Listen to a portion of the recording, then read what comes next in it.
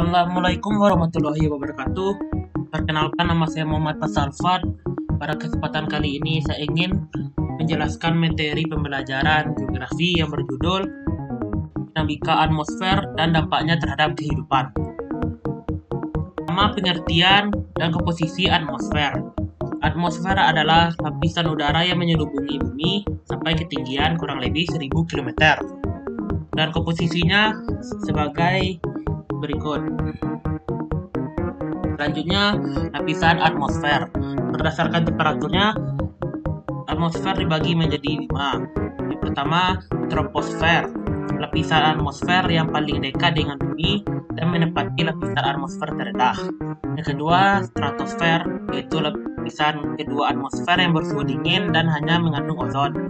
Lapisan ini dibagi menjadi 2 lapisan, yaitu lapisan isotermal dan lapisan inversi. Yang ketiga, mesosfer, yaitu lapisan udara ketiga di mana suhu atmosfer akan berkurang dengan pertambahan ketinggian hingga ke lapisan keempat. Yang keempat adalah termosfer, yaitu lapisan atmosfer yang berada persis di atas mesosfer dan di bawah eksosfer. Yang kelima adalah eksosfer, yaitu salah satu dari 5 lapisan atmosfer yang jaraknya paling jauh dengan bumi. Berdasarkan jenis dan kondisi gas, yaitu yang pertama, lapisan ozon, ozonosfer. Lapisan di atmosfer pada ketinggian 20 hingga 35 km di atas permukaan yang mengandung molekul-molekul ozon. Yang kedua, lapisan ionosfer, bagian atmosfer yang terionisasi oleh radiasi matahari. Ionosfer terdiri atas 3 lapisan, yaitu lapisan E pada ketinggian 60 hingga 120 km, lapisan E pada ketinggian 120 hingga 180 km, dan lapisan F berada pada ketinggian 180 hingga 600 km. Selanjutnya, manfaat atmosfer. Yang pertama, melindungi bumi terhadap meteorit yang jatuh, menyediakan gas-gas yang penting bagi kehidupan, melakukan pemantulan buatan, dan menjaga suhu bumi tetap aman. Selanjutnya, cuaca dan iklim serta unsurnya. Cuaca adalah keadaan udara pada suatu saat dan daerah yang sempit. Iklim adalah keadaan cuaca rata-rata pada daerah luas pada waktu lama. Unsur-unsurnya adalah yang pertama, temperatur suhu atau suhu udara. Suhu tertinggi di permukaan bumi adalah daerah tropis, yaitu 27 derajat Celcius, dan terendah di kutub. Yang kedua, tekanan udara. Tekanan udara berbeda-beda di suatu tempat dan lainnya, terutama karena perbedaan kemasan. Yang ketiga, angin. Diukur menggunakan alat anemometer dan diketahui arahnya melalui panah atau kantong angin. Yang keempat adalah kelembapan udara. Udara yang jenuh uap air memiliki kelembapan maksimal. Udara yang mengandung sejumlah uap air dinamakan kelembapan absolut. Selanjutnya nomor 5, yaitu awan. Udara jenuh ditambah dengan uap air akan mengalami pendinginan, proses kondensasi dan pembentukan titik-titik air yang disebut dengan awan. Yang keenam, curah hujan. Banyak air hujan atau kristal es yang jatuh di permukaan bumi. Diukur dengan ombrometer. Proses jatuhnya ada 3, yaitu orografis, konveksi, dan eron.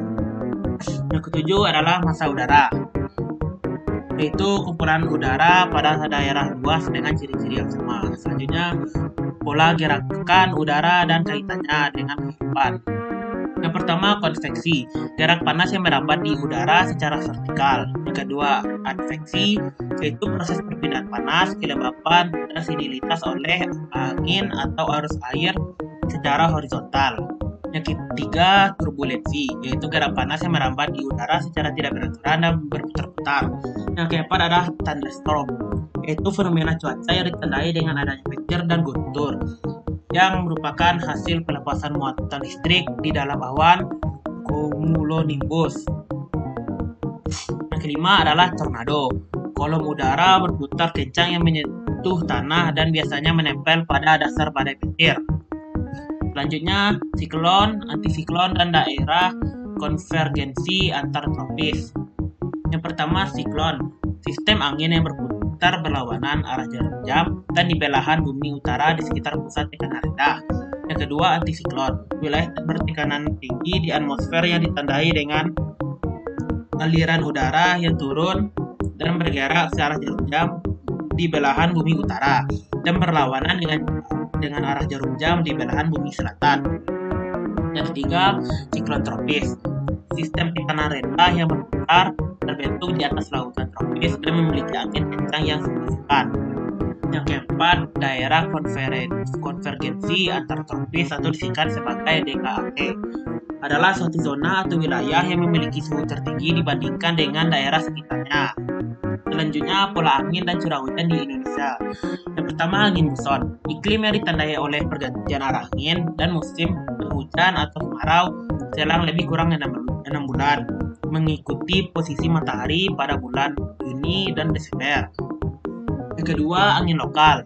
Angin yang bertiup dalam suatu tempat atau wilayah karena perbedaan tekanan udara akibat pemanasan matahari. Angin lokal bertiup pada daerah yang tidak begitu luas dan arah tiupannya sering berubah. Selanjutnya, dampak cuaca dan iklim, yaitu klasifikasi letak bintang geografis, klasifikasi Köppen, klasifikasi Smith-Ferguson, klasifikasi Oldeman, dan ketinggian tempat dan iklim. Selanjutnya adalah layanan BMKG, mengamati dan memahami fenomena BMKG, lalu menyediakan data informasi dan jasa BMKG kepada masyarakat dengan tingkat akurasi tinggi dan tepat waktu, lalu berpartisipasi aktif dalam kegiatan internasional. Selanjutnya, melaksanakan penelitian, pengkajian, dan pengembangan di bidang meteorologi, klimatologi, dan geofisika. Baik, itu saja yang dapat saya sampaikan. Assalamualaikum warahmatullahi wabarakatuh.